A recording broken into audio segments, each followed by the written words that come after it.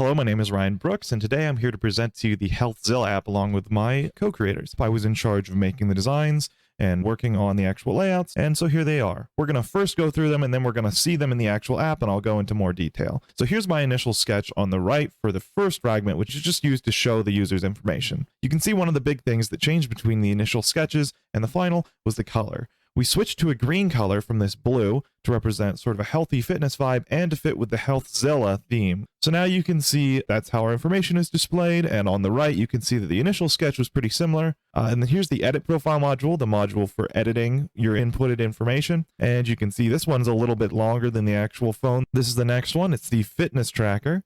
This is used for our calorie calculator and for our fitness goals. And you can see this one stayed pretty much identical. And then finally, we have hikes and weather. This shows the weather at the top and the hikes down below. And this nav bar chooses which section we're on. For tablet mode, we decided to switch that nav bar to the side, and that was mostly what was changed. So this is my initial sketch for that.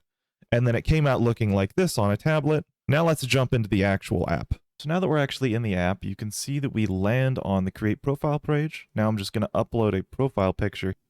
So it'll take us to the camera, and we can take a profile picture, and then it'll return us back to the app, and that will be our profile picture in the app. So now I'm going to enter my name. You can see that we used a lot of text entries for this, and that sort of goes against one of the design requirements. That was on purpose, because we felt like for things like age and weight, it was not as good for the user to scroll through a bunch of ages and like a bunch of weights by decimal point, and it allows specificity without taking a bunch of the user's time to scroll.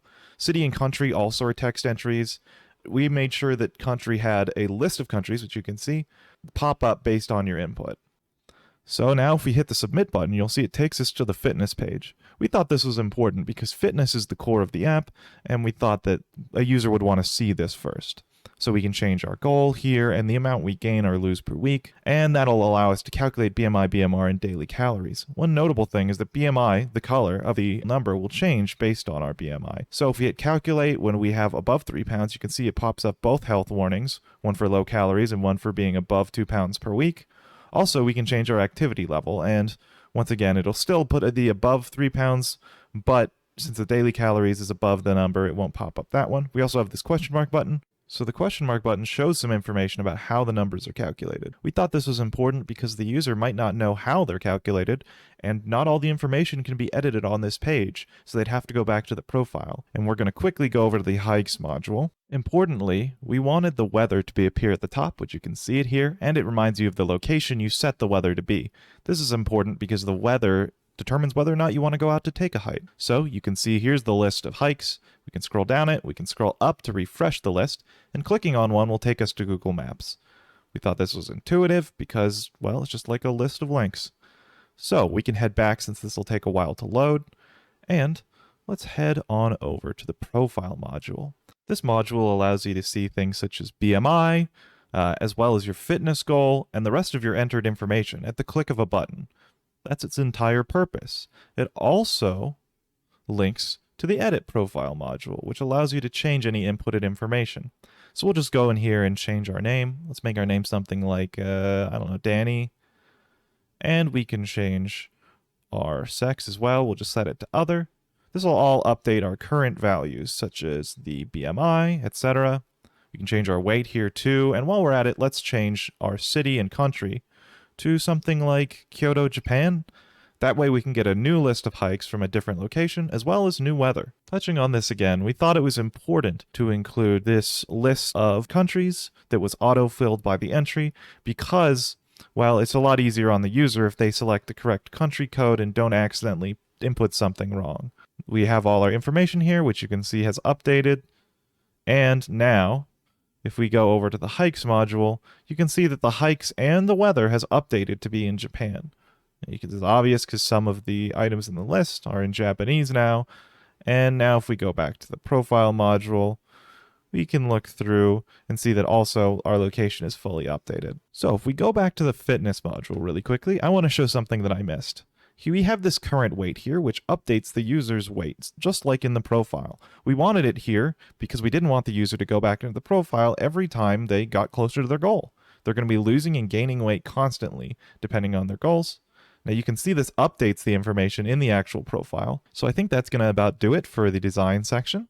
I'm going to hand it over to Joshua to go into detail on the actual construction of the app and the engineering behind it.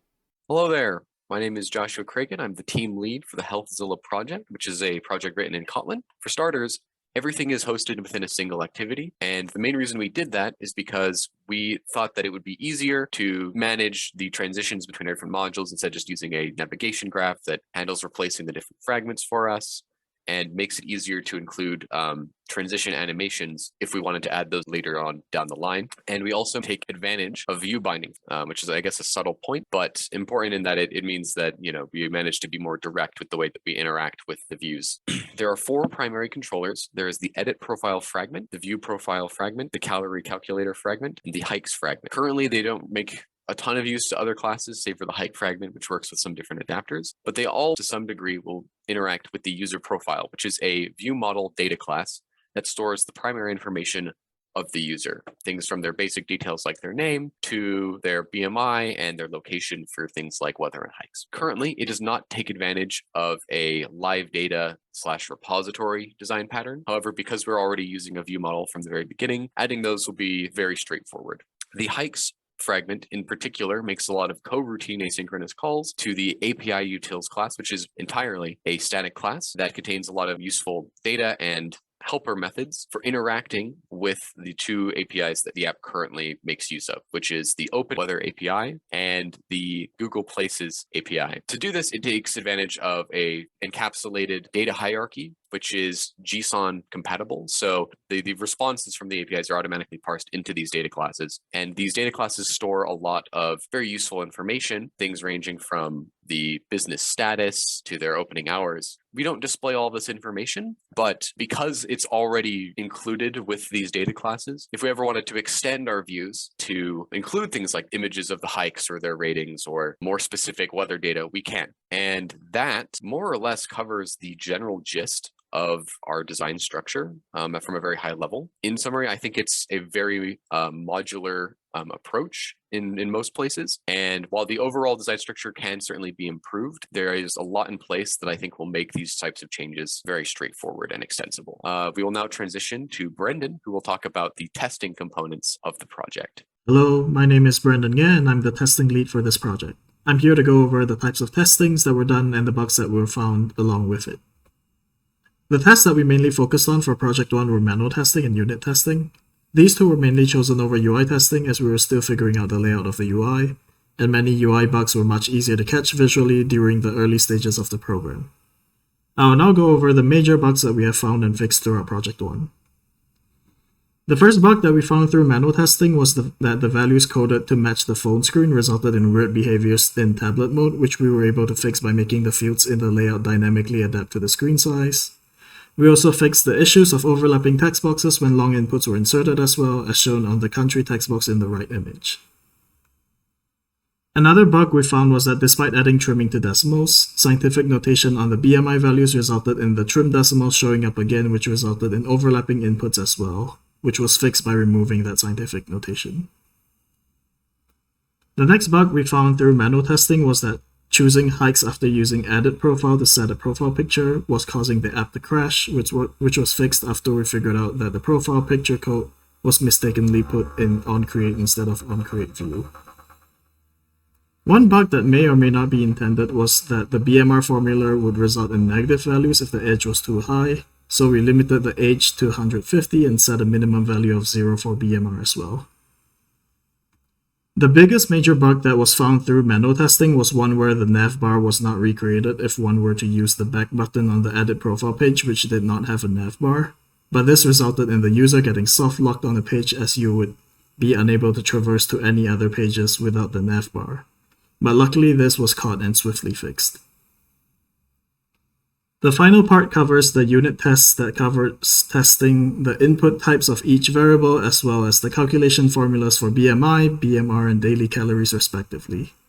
These tests were able to discover more minor bugs, such as values being rounded up one above the calculator sites values for certain values, while calculate BMR tests and calculate daily calories tests were able to find that one of the variables was not updating correctly, which resulted in male users getting the BMR and daily calorie values of the wrong gender instead. That about covers it for the testing section, and thank you for watching our presentation.